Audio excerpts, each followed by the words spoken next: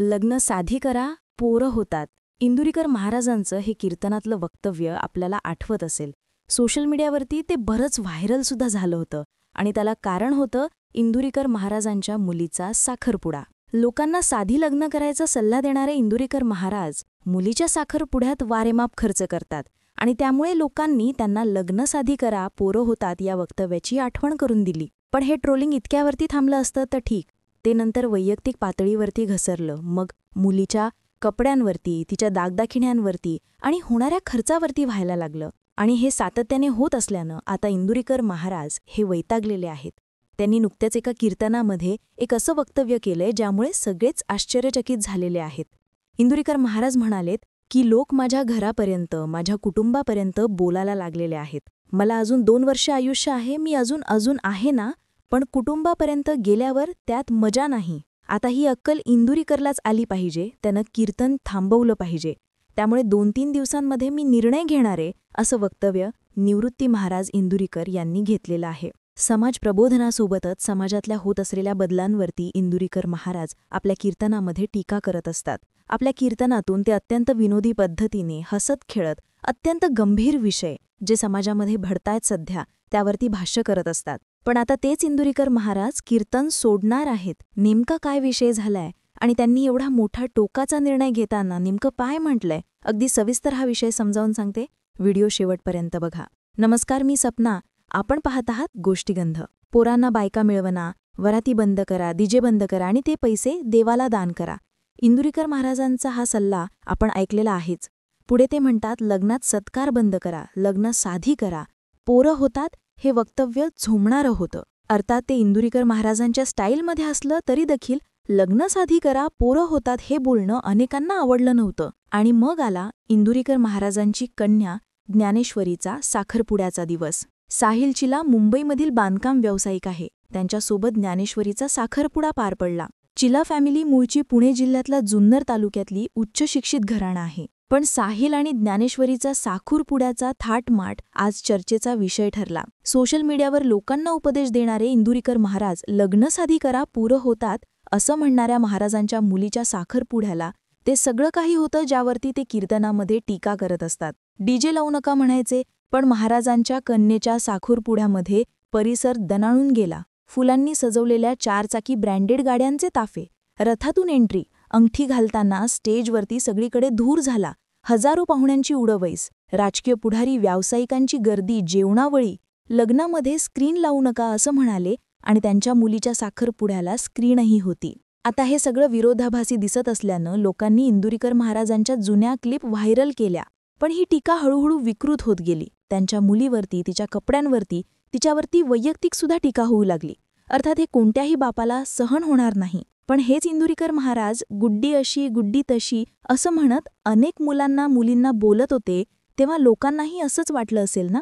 याची जाणीव त्यांना कदाचित आता होत असेल. सततच्या ट्रोलिंगला कंटाळून आता इंदुरीकर महाराजांनी एक मोठा निर्णय घेतलाय.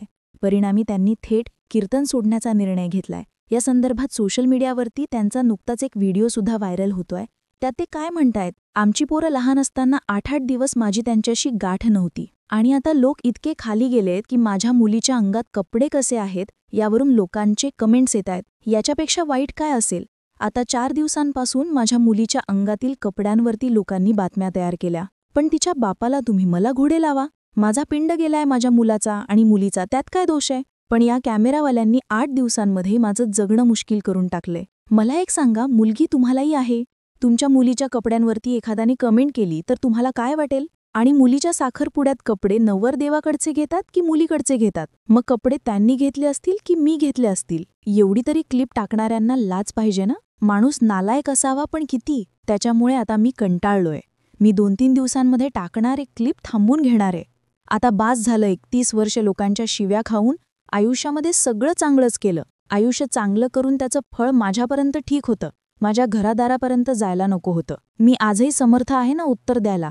मला अजून 2 वर्ष आयुष्य आहे. मी अजून आहे ना. पण कुटुंबापर्यंत गेल्यावर त्यात मजा नाही. आणि ही अक्कल इंदुरीकरलाच आली पाहिजे. त्याने कीर्तन बंदच केलं पाहिजे.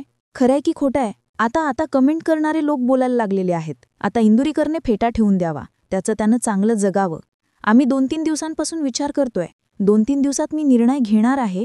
पण मजा नाही राहिली त्याच्यात. याचा अर्थ इंदुरीकर महाराज आपली कीर्तन सेवा थांबवण्याचा विचार करतायत आणि लवकरच म्हणजे पुढच्या 2-3 दिवसांमध्ये आपण हा निर्णय घेणार आहोत असं त्यांनी या कीर्तनामध्ये जाहीर करून टाकलंय. खरं तर या साखरपुड्या सोहळ्यानंतर फक्त सोशल मीडियातच नाही तर मुंबई डबेवाला संघटनेचे अध्यक्ष आहेत सुभाष तळेकर, त्यांनी सुद्धा इंदुरीकर महाराजांवरती टीका केली होती. दुसऱ्यांना अक्कल शिकवणारे इंदुरीकर महाराज आपल्या मुलीच्या साखरपुड्यासाठी लाखो रुपयांचा खर्च करतात, अशा तिखट शब्दांमध्ये त्यांच्यावरती टीका झालेली होती. आणि त्यावर देखील इंदुरीकर महाराज यांनी स्पष्टीकरण दिलेलं होतं. तेव्हा ते म्हणाले होते की 20 वर्ष लोकांनी नाव ठेवली, तेच मी सहन करत आलो, पण आता इथून पुढे विशिष्ट व्यक्तींचा सत्कार करायचा नाही, असा बदल करायचा मी ठरवलाय. करायचा तर सगळ्यांचा, नाहीतर एकाचाही नाही. एवढ्या मोठ्या पद्धतीने साखरपुडा हा तुम्हाला दाखवण्यासाठी केला की आपण बदल करू शकतो. जेवण महाराष्ट्रीयन पद्धतीने ठेवलं, चायनीज वगैरे आपल्याकडे चालणार नाही, त्याच्यासाठी 8 दिवस वाद घातला, पण जेवण महाराष्ट्रीयनच ठेवलं. जेवण वाढणाऱ्यांचा ड्रेस हा वारकड्यासारखा ठेवला. सगळ्यांना समान वागणूक. सगळ्यात महत्त्वाचं म्हणजे कुणालाही खुर्ची नाही, फक्त ज्याला आजार आहे त्यानेच खुर्चीवर बसायचं. वारकरी संप्रदायाने जगाला एकात्मता आणि संघटन कौशल्य शिकवलं. कुणाला कमी पाहिलं नाही, कुणाची स्तुती केली नाही, कुणाची निंदा केली नाही. मी शेतकऱ्याचा मुलगा आहे आणि लोकांच्या आशीर्वादाने इथपर्यंत पोहोचलोय. व्याही भेट हा कार्यक्रम देखील बंद करून टाकलाय.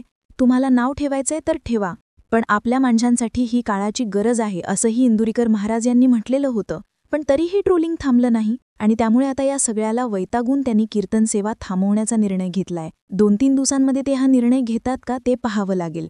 तुम्हाला या सगळ्या वादाबद्दल नेमकं काय वाटतंय? इंदुरीकर महाराजांच्या कुटुंबावरती वैयक्तिक ट्रोलिंग होत होतं ते चुकीचं होतं असं आपल्याला वाटतं का?